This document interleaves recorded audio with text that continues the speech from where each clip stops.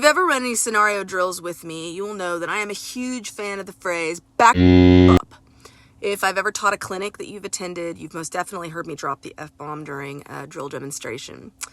When I teach self-defense, I go over speech a lot. It is an imperative subject, and it's safe to say I will hammer words into the ground.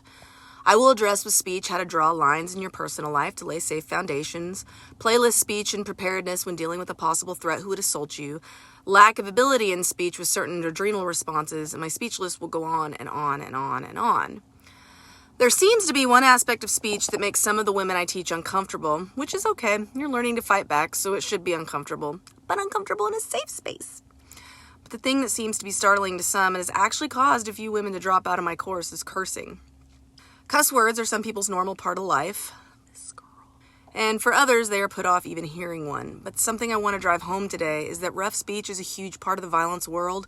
And just like we train to increase preparation and lessen the shock, we need to also prepare for language with the same reasons. I have worked with women in scenario work where the first time I drop the F-bomb, they are so totally put off, it makes them pause. They freeze when confronted with it. Good. I've done my job of ripping off the Band-Aid.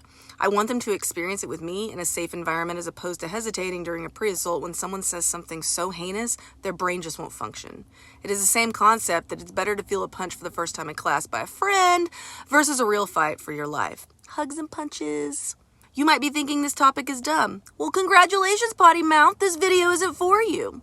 The thing is, I've found in my experience that being okay with hearing bad language is about a 50% split. That leaves me with half of my class on edge when I curse during a course.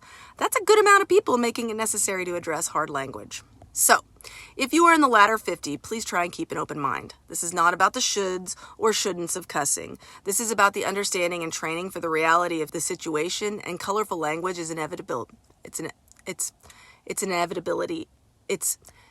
Colorful language is inevitable. The B word, F-bomb, everything, and racial epithets are commonplace in a world where Gotham is allegory.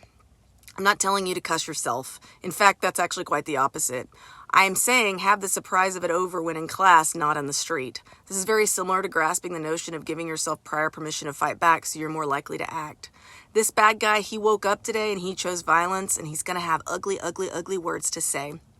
And the only way to combat that violence is with better violence. Cursing is almost unavoidable in that world, and whereas it might make you uncomfortable, train to not let the shock be the hesitating factor that sets you up to have your cheek smashed in.